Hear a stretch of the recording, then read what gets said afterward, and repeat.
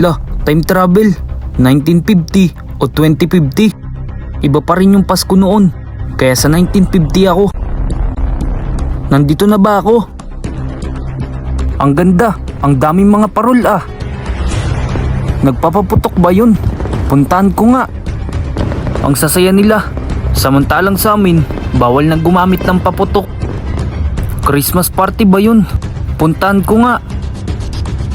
Hello, ikaw ba yung bagong lipat din sa kabila? Ah, oo. Bagong lipat lang ako dito.